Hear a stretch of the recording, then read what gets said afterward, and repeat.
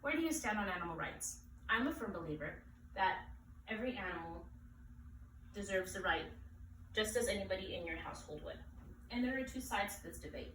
On one hand, we have animal advocates who believe that no animal should be used for labor, research, or human consumption. Along with this, they believe that every animal should have protection from their wildlife habitat. On the other hand, we have those who believe that the human race is a dominant race, the dominant species, and they are entitled to use animals for the advancement in civilization and survival. And then we have those in between who believe that animals have rights but still eat meat, and those who are against animal cruelty but still believe in animal research to help save human lives.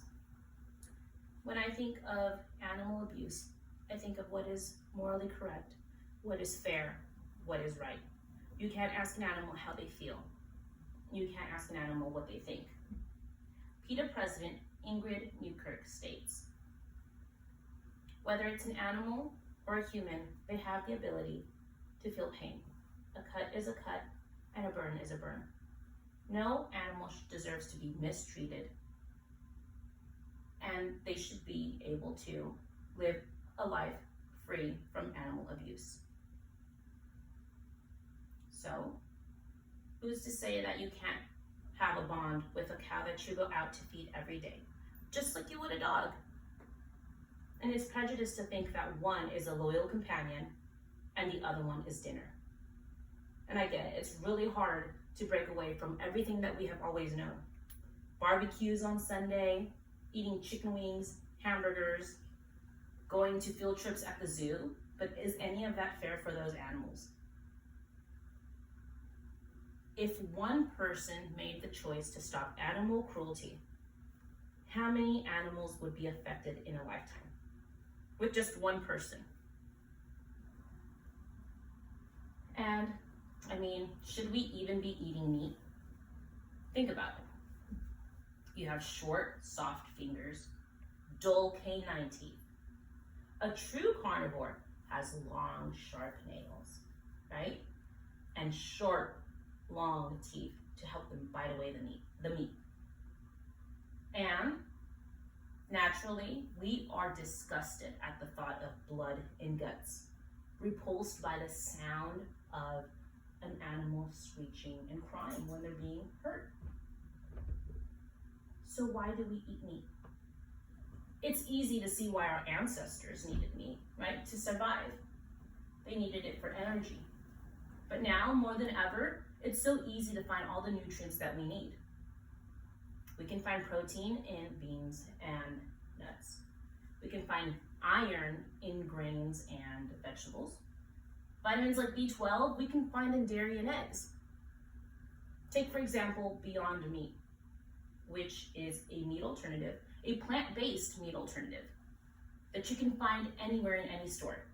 You can even find it in fast food restaurants, like Carl's Jr. and Burger King, right? You've seen it, you've heard about it. Yes.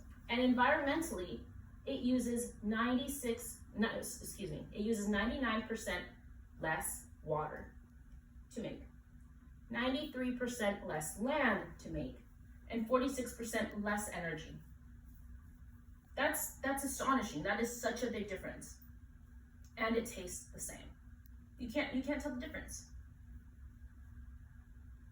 So, why can't we slowly start making that change? Animals are friends, animals are family. Animals have rights. A few days ago, I was talking to a coworker, and he was telling me how the Creek Fire has been affecting his life, just as it is so many people around us in our community. And the only thing that he was concerned about were his animals, his horses, and his dogs. He's not married, he doesn't have a wife, he doesn't have kids. So to him, his biggest priority was getting his horses and his dogs out of there safe. He could sleep in a box, he said. I can sleep in a box. I can sleep in my car. What am I gonna do with my horses? What am I gonna do with my dogs? He didn't think of leaving them behind. He didn't say, I need to run for my life. I'm sorry, I can't take them. They're gonna have to stay there. his biggest worry were his animals. They had equal rights, just as he did. Growing up, we always adopted animals. You see a stray cat, take it in, give it a house, give it, somewhere to sleep. It always broke my heart to see animals out tied by a tree in cold winter nights or 105 Fresno degree weather, right? It's not fair. It's not okay. So, if all of us made that change, where do you stand between animal welfare and animal rights? Are you just sheltering a dog, feeding a cat, maintaining its life, or are you being an advocate for those animals that are being abused? 115 million animals that are being abused and neglected every year for animal research. That's a lot. And they're rats, they're hamsters, they're guinea pigs, they're monkeys. They're all being abused. So if one person made that change to stop animal cruelty, how many animals would that one person save in a lifetime?